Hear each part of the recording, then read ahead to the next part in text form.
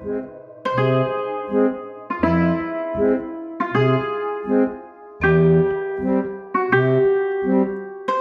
de parler devant vous aujourd'hui parce que j'avais commencé un bouquin et puis j'ai arrêté parce que je change totalement ce que j'écris à la suite du voyage de M. Macron à Alger. Je ne sais pas ce que vaut ce type, je n'en sais rien, mais je m'en fous parce que je ne lui pardonnerai jamais d'avoir fait en sorte que son premier voyage soit d'aller à Alger, une fois de plus, cracher sur la France et sur l'armée française. Voilà, je ne lui pardonnerai jamais. Alors, j'ai décidé de faire un livre, j'ai changé le titre, j'ai tout changé. J'ai été retardé parce que j'ai été hospitalisé 3 semaines et ça a été quand même assez difficile. Le livre s'appellera « France, qu'ont-ils fait de ton histoire ?» Eh bien, qu'ont-ils fait de l'histoire de la France? Ils ont fait un faux grossier et ça continue. Le 100e anniversaire de la bataille de Verdun n'a même pas vu une seule fois un de nos grands hommes au pouvoir prononcer le nom du maréchal Pétain. Pour ne pas parler de Pétain, ils ont été parlés de généraux qui étaient considérés par les soldats comme des bouchers. Ils ont parlé de M. Clémenceau. Pétain a réglé l'affaire des mutineries au mieux possible, le plus humainement possible, alors que Clémenceau lui avait dit « Vous alignez les régiments, 1, 2, 3, 4, 5, 6, 7, 8, 9, 10, feu ! 1, 2, 3, 4, 5, 6, 7, 8, 9, 10, feu ! Voilà, voilà ce qu'on présente comme un type très bien. M. Clémenceau était un type qui insultait tout le monde. Et lorsqu'on trouve dans sa bouche des paroles contre le maréchal Pétain, quand on étudie Clémenceau, on trouve des paroles contre tout le monde parce qu'il n'aimait personne. Alors je me suis mis à travailler d'arrache-pied. C'est pas d'aujourd'hui, j'ai toujours beaucoup travaillé pour mes bouquins. Et là, je démonte l'affaire. Cette semaine, j'ai acheté un supplément de Paris Match très bien fait sur Churchill. Je l'ai lu de A à Z. C'est bien fait, c'est intéressant à lire, mais c'est faux. C'est faux. Tout ce qui devrait être dit, ça n'est pas dit. Et qu'est-ce qui devrait être dit? 1. C'est que l'armistice en 1940 était obligatoire et que si Pétain n'avait pas signé l'armistice, après que les autres se soient débarrassés et aient quitté le pouvoir, il lui a filé le bébé et l'eau du bain, à 84 ans, le maréchal Pétain a décidé la seule chose qu'il fallait faire, c'était de demander l'armistice qui a permis que la moitié de la France ne soit pas occupée et que l'Empire ne soit pas occupé. Et c'est de l'Empire que les forces, non pas gaullistes, mais vichistes, sont parties pour libérer la France, car l'armée d'Afrique, c'était l'armée remise debout par Végan sur ordre de Pétain. Voilà, c'est pas plus compliqué que ça. Et j'ai calculé, j'ai regardé, je cherche. Il n'y avait pas dans l'armée gaulliste plus de blancs français qu'il n'y en avait dans l'armée allemande. Voilà, ça s'équilibre à peu près. Les forces dites gaullistes qui ont libéré la France étaient les forces vichistes de l'armée d'Afrique.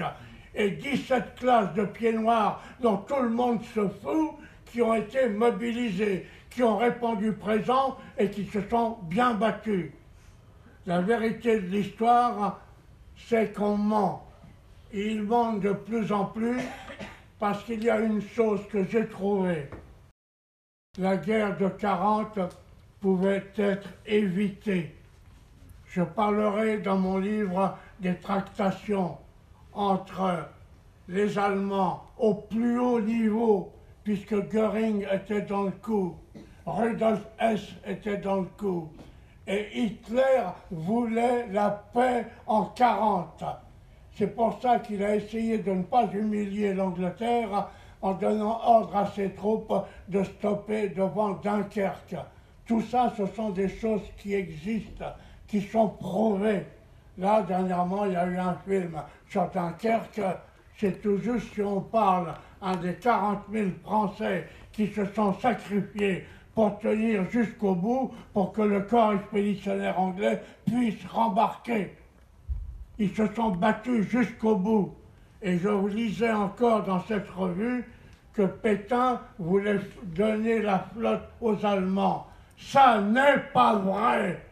Jamais, jamais, jamais les gens dits du gouvernement de Vichy n'avaient prévu de donner la flotte aux Allemands. Au contraire, il a toujours été prévu dès le départ que jamais la flotte ne serait livrée à l'Allemagne. Voilà, alors comment peuvent-ils en 2018 écrire des conneries et des mensonges pareils?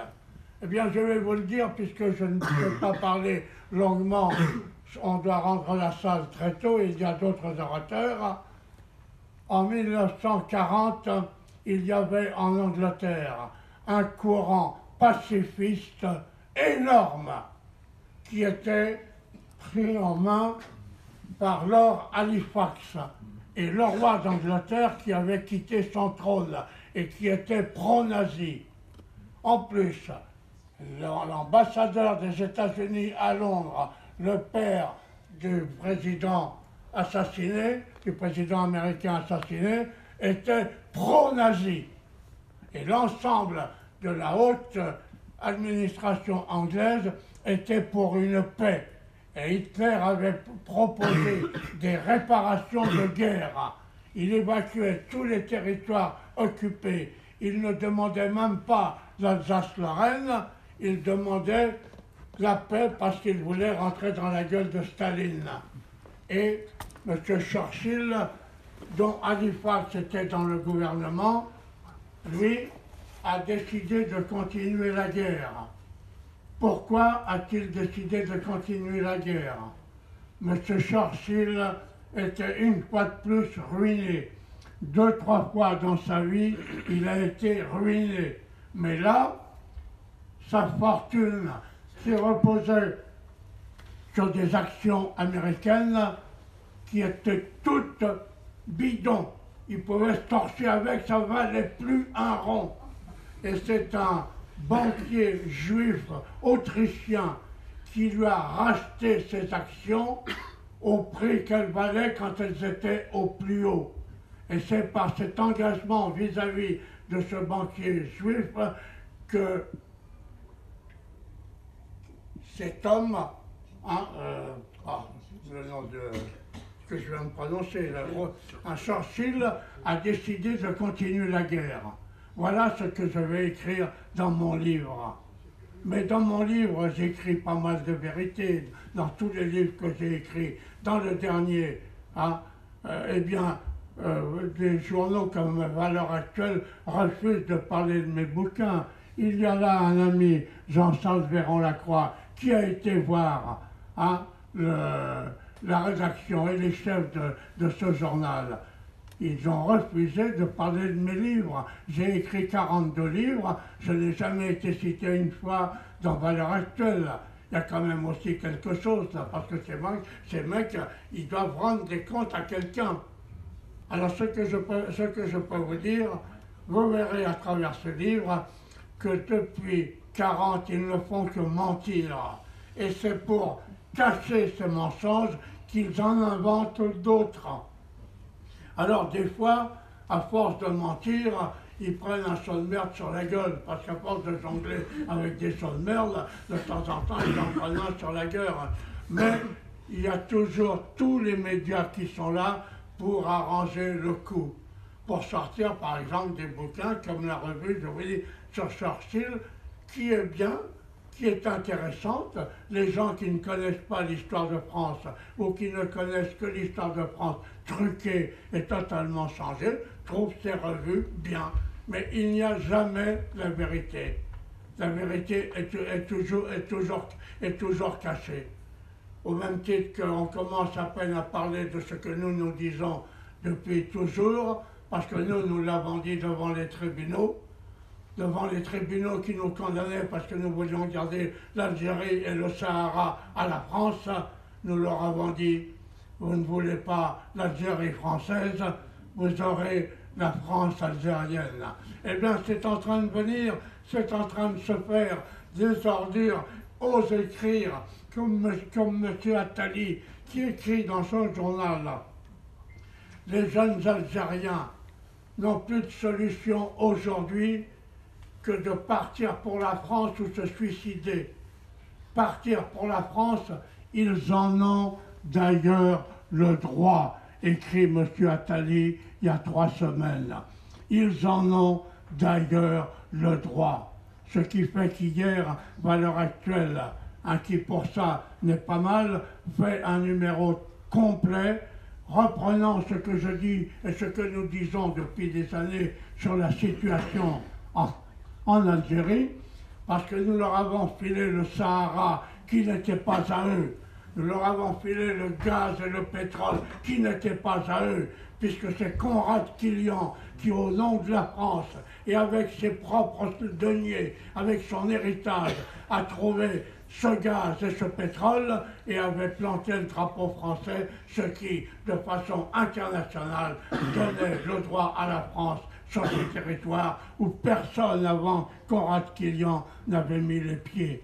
Eh bien voilà, la trahison est couverte parce qu'il y a des gens qui dirigent le monde.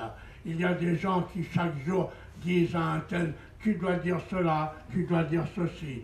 Et puis on s'aperçoit que des gars qui ferment leur gueule, un beau matin, se réveillent et disent quelque chose, toujours contre la France.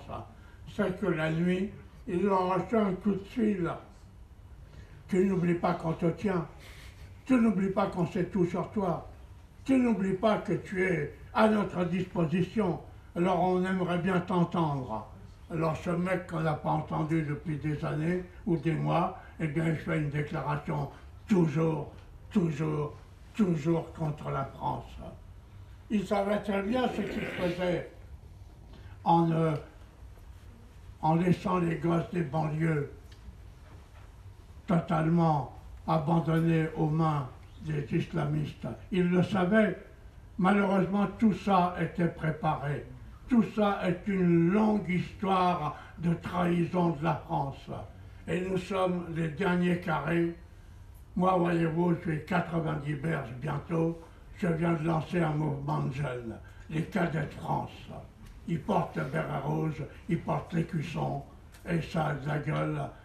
Je recrute lentement parce que je n'ai pas d'argent. Pour l'instant, ça tourne avec mon propre pognon. Voilà, mon propre pognon. Je vous le dis. Hein? Vous savez ce que c'est qu'une association à diriger. Ça coûte cher, je le sais aussi.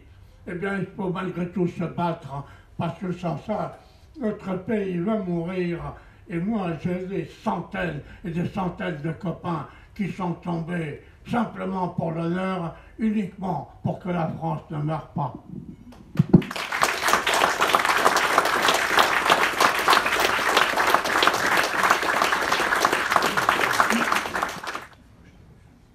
Je vais vous parler du livre auquel je mets ces jours-ci la dernière main, qui devrait sortir avant le milieu de l'année qui commence. Vous connaissez la boutade « Ah, que la République était belle sous l'Empire ». C'est l'historien Alphonse Hollard, historien de la Révolution française, historien de gauche, son temps, qui lançait cette boutade à un journaliste. Oui, que la République était belle sous l'Empire. Eh bien, moi, je suis inquiet d'entendre trop souvent dire, de lire trop souvent dans les journaux de toutes les tendances, chez les personnes de tous les âges. Ah, que la France était belle sous De Gaulle. Voilà ce que disent beaucoup de braves Français. Je dis brave, je n'ai pas dit intelligent. De son temps, la sécurité était assurée. Dans les rues, même la nuit, les étrangers immigrés ne défiaient pas l'ordre public. Le paquebot France sillonnait les mers. Le Concorde se préparait à briller dans le ciel. Notre pays était reconnu, au moins en apparence, comme une grande puissance, dirigée par un chef historique. Je ne sais pas trop ce que ça veut dire, c'est historique. Mais enfin, c'est une étiquette de qualité, paraît-il. Il faisait des pieds de nez aux Américains, tandis que les lycéens français passaient tranquillement le baccalauréat en dissertant sur Racine après avoir traduit Cicéron. On n'en était pas encore à disserter sur Jean-Paul Sartre. On allait au cinéma en famille. Les films louches étaient censurés d'ailleurs. On connaissait le boucher, le boulanger du quartier, l'heureux temps qu'on était bien sous De Gaulle. Il portait des complets vestons très stricts, chemise blanche, cravate. Il était capable de citer les meilleurs auteurs. Il maniait l'imparfait du subjonctif. Et puis il allait à la messe. Ça rassure, même si aujourd'hui, beaucoup de bien-pensants n'y vont pas souvent. Il respectait les lois du mariage. Il ne se remplissait pas les poches, comme un vulgaire élu de ce peuple qui se croit souverain. Donc, la France semblait belle dans ce temps-là. D'ailleurs, cette idée qui flotte en l'air, et les hommes politiques dans leur ensemble l'approuvent, puisque on a vu depuis quelques années des dirigeants, des responsables de tous bords se précipiter avec des gerbes de fleurs à Colombey et des membres importants de partis dits nationalistes fleurir la tombe du colonel de Gaulle, général à titre temporaire. Alors, l'idée m'est venue d'écrire un livre. J'ai trouvé un titre épouvantable qui fait que plusieurs éditeurs amis m'ont dit qu'ils n'avaient pas de possibilité de le prendre vu le nombre de titres qu'il avait publiés ces temps-ci. Voilà le titre que je vais donner à mon livre. En 1920, le célèbre Lénine écrivait un livre qui s'appelait « La maladie infantile du communisme » et qui portait en sous-titre « Essai de causerie populaire sur la stratégie et la tactique marxiste ». En 2013, un essayiste publia un livre intitulé « Le gauchisme, maladie sénile du communisme ». Benoît Raïski, d'origine marxiste, ayant poussé jusqu'à la droite libérale. Il écrivit pour le site Boulevard Voltaire. Alors, le dépérissement de la droite nationale à cause de la contagion du gaullisme m'a fait penser à ces deux titres et j'ai pensé intituler mon livre « Le gaullisme, maladie sénile de la droite ». Un bon titre. Bon. Je ne suis plus un tout jeune homme et je n'ai plus peur de voir certains amis oublier de voir à quoi je ressemble.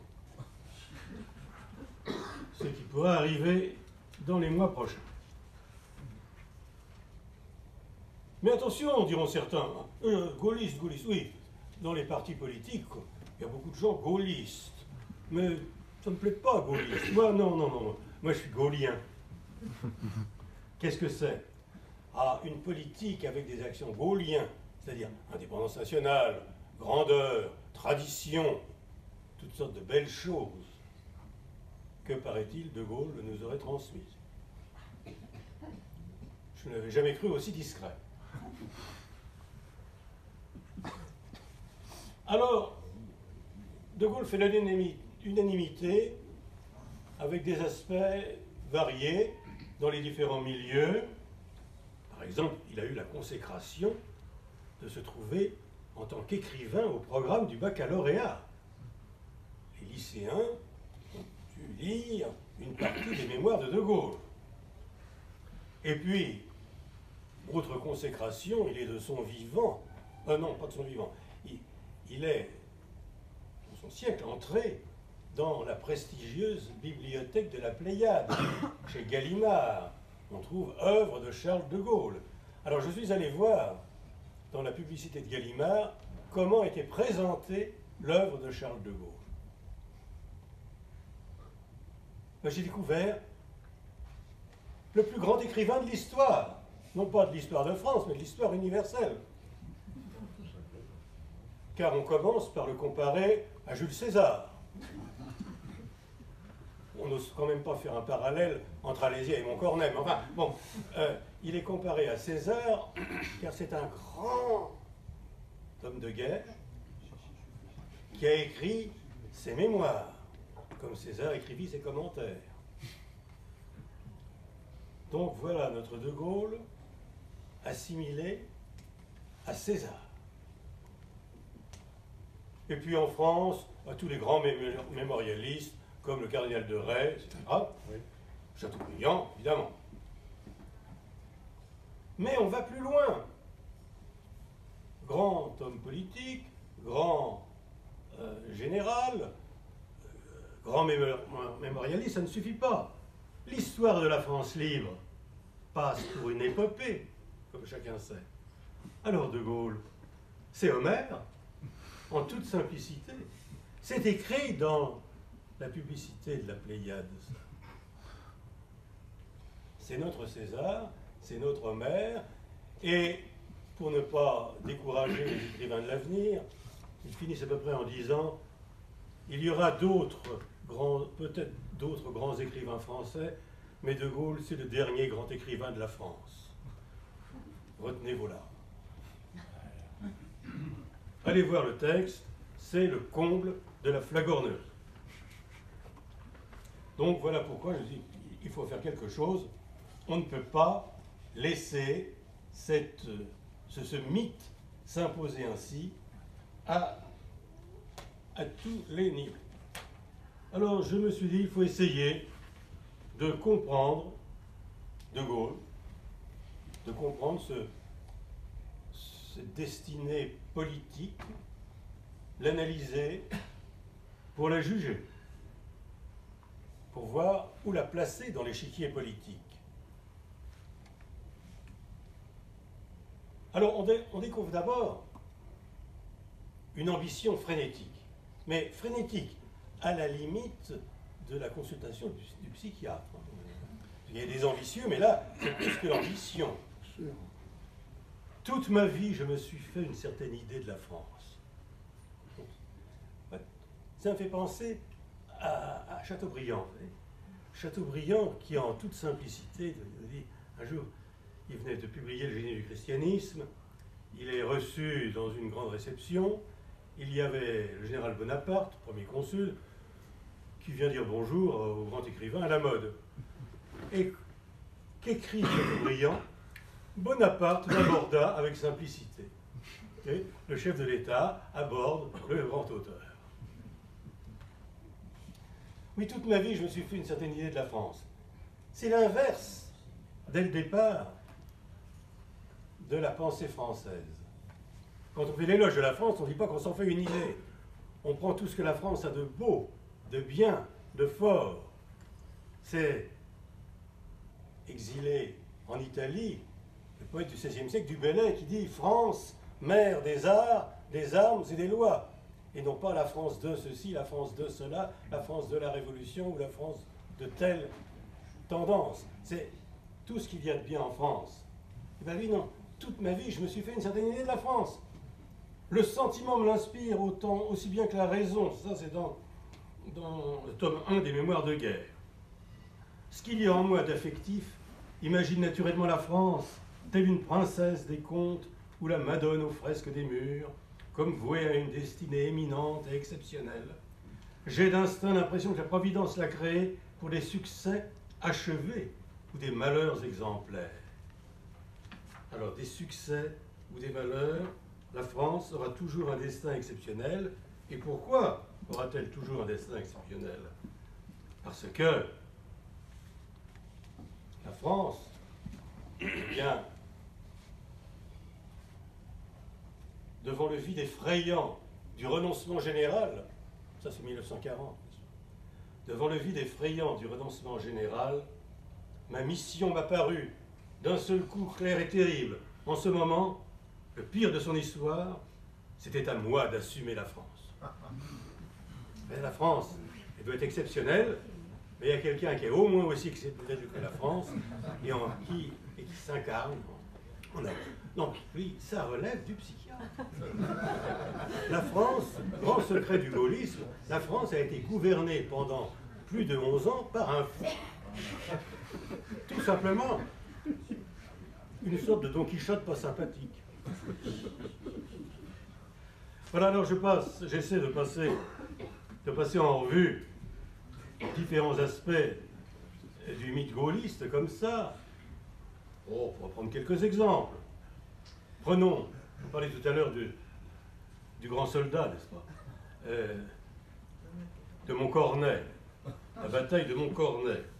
D'abord, c'est pas le village de Montcornet qui était visé, mais un autre. Ils se sont trompés sur la carte. Alors, ça fait rien. Et De Gaulle, n'est-ce pas, prophète des chars, je vous conseille de lire son livre sur les chars d'assaut, pas sur l'armée de pied. Ce ne sont que des généralités. On avait fait beaucoup mieux avant lui. Il n'y parle même pas de l'usage de l'aviation. Mais il fera une réédition en 1944 sans noter qu'il y ait rajouté des choses. Oui, parce qu'entre-temps, les Allemands, les Anglais, les Américains lui avaient montré quand même, aussi obtus fut-il, que l'aviation avait quelque utilité avec le char. Donc, il s'est fait passer pour le théoricien de l'arme blindée, ce qu'il n'était pas du tout. Alors un jour, donc, De Gaulle engage un combat, une petite offensive, colonel De Gaulle, à la tête de blindés. Que va-t-il se passer dans les livres d'histoire?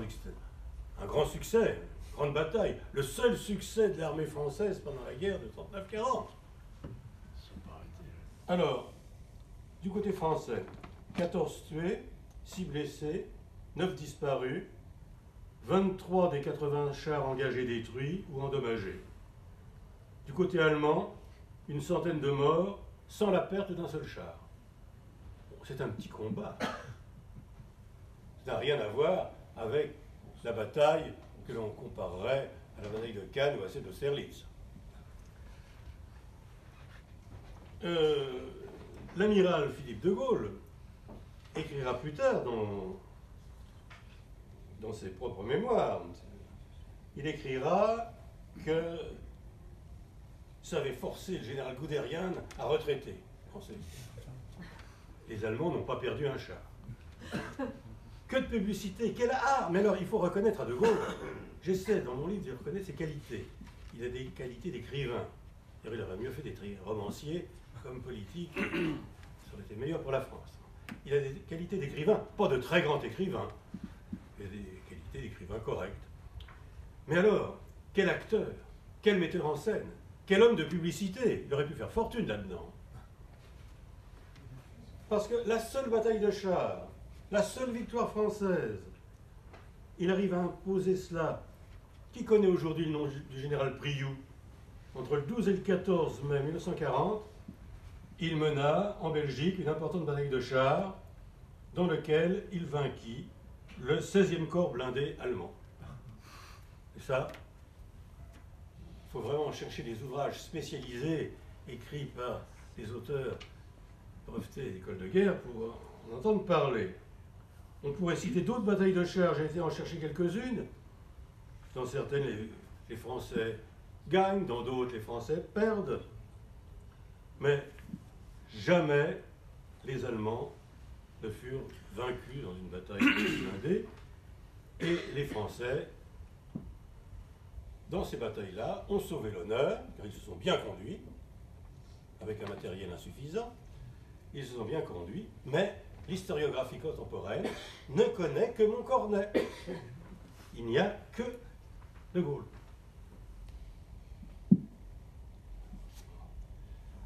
Alors, évidemment, le père des chars, on sait très bien qu'il s'appelait le général Étienne. Bon, déjà commencé son travail pendant la guerre de 14, avec le succès qu'on sent. Grand homme politique, grand général, c'est un grand chef de guerre, De Gaulle, un grand chef de guerre civile. Là, il a remporté des succès. L'armistice, je vous le disais encore tout à l'heure, l'armistice de 40 était nécessaire et il a été négocié dans de telles conditions que les Allemands l'ont beaucoup regretté ensuite. Nombre de responsables allemands ont dit on n'aurait jamais dû signer ça. Et d'ailleurs, les chefs allemands, grands maréchaux allemands, appelaient le maréchal Pétain des Alte Fuchs, le vieux renard qui les avait roulés et qui continuait à s'accrocher aux causes de l'armistice pour continuer à les rouler. Donc, homme de guerre civile, il a opposé à cet armistice salutaire son appel de Londres, qui n'est même pas l'appel du 18 juin, c'est un faux. Faux sur le texte, faux sur les dates, enfin, un amalgame de plusieurs textes.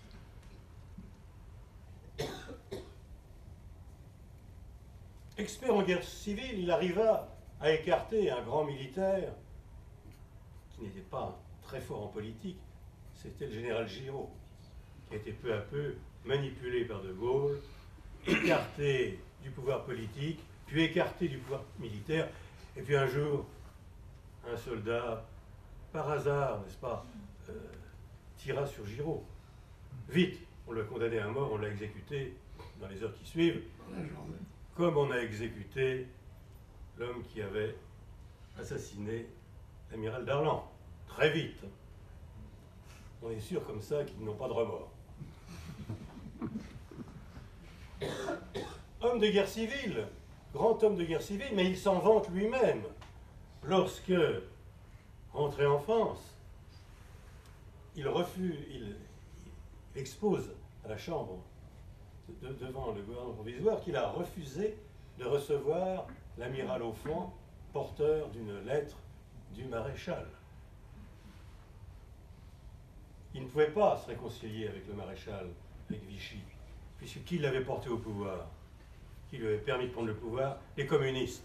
Et toute sa vie, De Gaulle, peut-être qu'on lui téléphonait la nuit, pour lui dire qu'il faut dire un mot le lendemain contre la France, car il était tenu par les communistes qui auraient pu lui dire qui t'appelle moi. Donc, il aura encore une occasion de se rattraper. En 1958, il aurait pu. L'histoire lui a repassé le plat. Il lui a proposé de devenir un réconciliateur. On aurait tout oublié. Eh bien non, une fois de plus, il est redevenu l'homme de guerre civile. Il restera jusqu'au bout,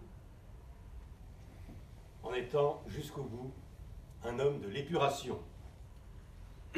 L'épuration pour laquelle on pourrait parler des heures d'épuration, mais évoquons seulement le cas de Pucheux, fusillé à Alger, malgré toutes sortes de promesses. Ça, c'est les communistes qui ont exigé Pucheux. Et le cas du grand industriel Renault, qui fut quasiment torturé à mort, qui mourut des sévices qu'il avait subis avant même un procès pour lequel on n'aurait rien trouvé contre lui. Alors, De Gaulle a profité, avec ses complices communistes, il a profité de cette guerre civile de 1944 pour épurer la France de toutes ses élites traditionnelles, de tous les notables à travers le pays, tout ce tissu social qui faisait le pays, De Gaulle l'a détruit. Avec des lois d'exception, des lois indignes, avec effet rétroactif, des peines comme l'indignité nationale qui n'existait pas avant les prétendus délits. Enfin, c'est inimaginable quand on pense que des juristes importants ont donné leur caution à cette mascarade. Mais une chose qui explique De Gaulle, c'est son pouvoir de fascination. Comme un grand acteur, il fascine. Il fascine. Prenons un cas, un homme qui a travaillé pour l'Algérie française, qui s'agitait à fond et qui d'un seul coup accepte de mener la politique contraire à ses convictions, contraire à tout ce qu'il avait écrit, Michel Debré. Et jusqu'au bout, il a suivi la voie de son maître. C'est une fascination extraordinaire, car Debré était passionné par l'Algérie française. Si on relit certaines pages de son courrier de la colère, c'est extraordinaire. Comment, en quelques semaines, un tel homme a pu être retourné de telle façon? C'est la fascination du reptile.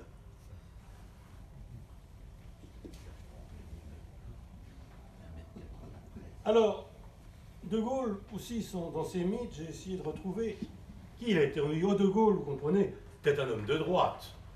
Ah oui, mais il avait le sens de certaines idées progressistes, mais c'était au fond un homme de droite.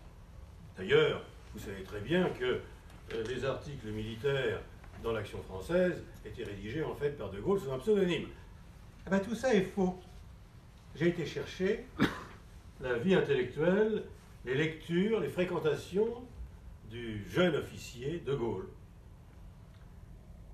Et je vois quelqu'un qui appartenait au progressisme chrétien, au personnalisme chrétien en philosophie, à la démocratie chrétienne en politique. On l'a vu à des réunions de la Jeune République, aile gauche de la démocratie chrétienne, héritier du sillon de Marc Sangnier, qui avait été condamné. Il participa en 1933 au colloque de l'Aube, l'Aube fondée par Francisque Guay, qui fédéra les partis issus de la démocratie chrétienne. De Gaulle était abonné à 7, l'hebdomadaire fondé en 1934 par les éditions dominicaines du Cerf. 7 représentait l'aile gauche de la démocratie chrétienne et doit disparaître en 1937 à cause de protestations contre ces exagérations. De Gaulle s'abonne au journal, adhère aux Amis de temps présent, cercle militant qui saluera sa nomination au poste de sous-secrétaire d'État à la guerre dans le gouvernement de Paul Reynaud. De Gaulle participe aussi à des réunions de différents groupes créés en 1930. Sa revue avait pour devise « spirituel d'abord, économique ensuite, politique à leur service ». C'est Daniel Rops qui avait introduit De Gaulle. Daniel Rops, professeur d'histoire, collaborateur de Sète. Et c'est ainsi que La France et son armée de De Gaulle, paru en 1938 chez Plon, dans la collection Présence, dirigée par le même Daniel Rops. Donc c'est la démocratie chrétienne qui a mis en selle l'officier Charles de Gaulle. Alors rien d'un homme de droite, et on comprend pourquoi à la Libération, le gouvernement provisoire a repris finalement la ligne interrompue par la chute du Front populaire. C'est la suite, 44-46, c'est la suite du Front populaire. Il faudra attendre 47-49 pour que les radicaux avec Ramadier mettent non pas un terme, mais mettent une sourdine à cette politique qui favorisait un peu trop le parti de Moscou. Donc tout ça explique que la politique que De Gaulle suivra, et on peut s'étonner que des Français est fait en 1958 appel à cet homme pour sauver l'Algérie.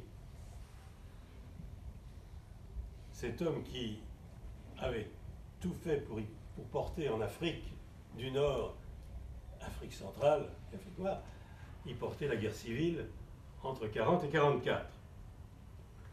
Mais, et ça c'est un art de Gaulle, il sait se draper dans tel ou tel vêtement pour paraître ce qu'il n'est pas. De Gaulle, il était anticommuniste, chacun sait. Bah, il a créé le RPF qui s'est battu contre les communistes dans les années, fin des années 40 et au début des années 50. Alors ça y est, on oublie tout. Les nationalisations de 44 sont oubliées. Il est devenu l'anticommuniste. Et on le fait revenir en 58. Et tout recommence.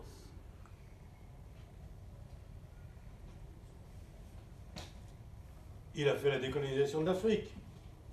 Bon, ça, j'ai consacré tout un chapitre, avant même de parler de l'Algérie, à la décolonisation de l'Afrique, qui a commencé un peu avant. Et voyons ce qu'il faisait en Afrique, on aurait pu quand même ne pas faire appel à lui pour l'Algérie, parce que ça commençait bien en Afrique. L'Afrique, évidemment, aujourd'hui, tout le monde dit « Oh, ne parlez pas de ça, colonie, que c'est affreux le colonialisme, c'est des vilains hommes de droite qui ont fait cela. » Vous connaissez les mots de Jules Ferry. Messieurs, il faut parler plus haut et plus vrai, à la Chambre des députés, en 1885. Il faut dire ouvertement, en effet, qu'en effet, les races supérieures ont un droit vis-à-vis des races inférieures, parce qu'il y a un devoir pour elles. Elles ont un devoir de civiliser les races inférieures. Jules Ferry est quasiment banni aujourd'hui. Mais alors, on peut en trouver un autre. Écoutez ça, Chambre des députés 1925. Nous admettons le droit et même le devoir des races supérieures d'attirer à elles celles qui ne sont pas parvenues au même degré de culture. Signé Léon Blum.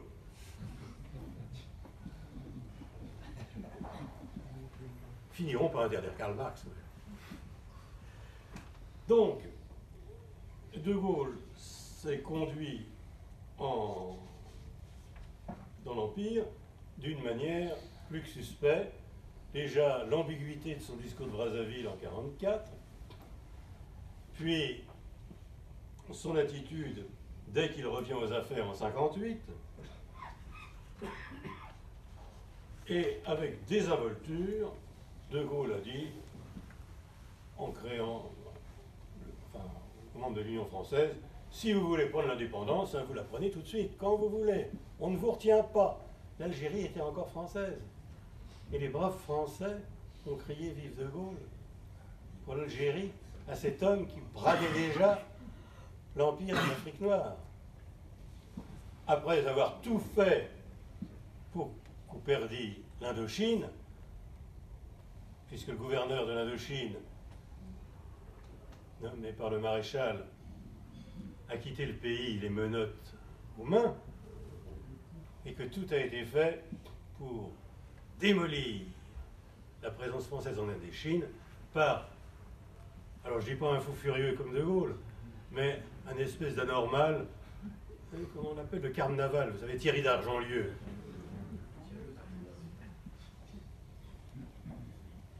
Carme et officier de marine, qui nous brouilla définitivement avec Ho Chi Minh avant que nous ayons les moyens de nous y opposer. Donc, partout, on retrouve De Gaulle dans la décadence de la France, dans tous les domaines. Et alors, si on prenait, je vais vous laisser la parole, si on prenait la politique intérieure de la Ve République, c'est épouvantable. Entre les affaires plus ou moins louches, l'affaire Ben Barka, etc., et autres affaires immobilières en plus, à l'époque, le scandale de la Villette, on en passe, toutes sortes, qui ont des causes, directes par l'incompétence, l'impéritie du gouvernement. La destruction de l'enseignement, si De Gaulle maniait bien le subjonctif, il a fait tout ce qu'il fallait avec les lois de Debré, avec la destruction de l'enseignement secondaire en séparation collège, lycée, pour que les enfants, plus tard, ne puissent pas utiliser ce mode. Et ça continue. Si nos banlieues sont souvent défigurées, à qui doit-on ça? À qui De Gaulle a-t-il donné carte blanche? Paris étouffé par sa banlieue, c'est le plan de l'ouvrier. C'est encore De Gaulle. Partout, depuis 1940, là vous avez un crime politique en France, cherchez, vous trouvez De Gaulle ou un gaulliste. Presque toujours. Bon, quand c'est pas eux, c'est un communiste, c'est-à-dire un gaulliste qui est parvenu à maturité. Voilà. Alors, fascination, il va falloir tout faire pour écarter cette fascination de la droite pour De Gaulle. Donc, on l'a déjà fait, j'y ajoute quelque chose, il ne faudra pas cesser de se répéter jusqu'à détruire l'idole malfaisante. Le mythe fondateur de la société actuelle qu'est le gaullisme. Et finalement, même, l'art suprême de De Gaulle. Pourquoi les gens de droite admirent-ils De Gaulle souvent? C'est qu'il y a une sorte de mirage. C'est comme le coucou qui retire, qui vient mettre ses œufs dans le nid d'un autre oiseau. Eh bien, De Gaulle, c'est le coucou. Et du coup, les Français, par hallucination, croient applaudir le maréchal et applaudissent le général. Il a même réussi cet acte épouvantable de prendre la place de celui qu'il avait fait condamner. Voilà, je ne veux pas abuser et j'essaie de vous donner quelques aperçus du livre que je termine ces jours-ci. Je vous le lis.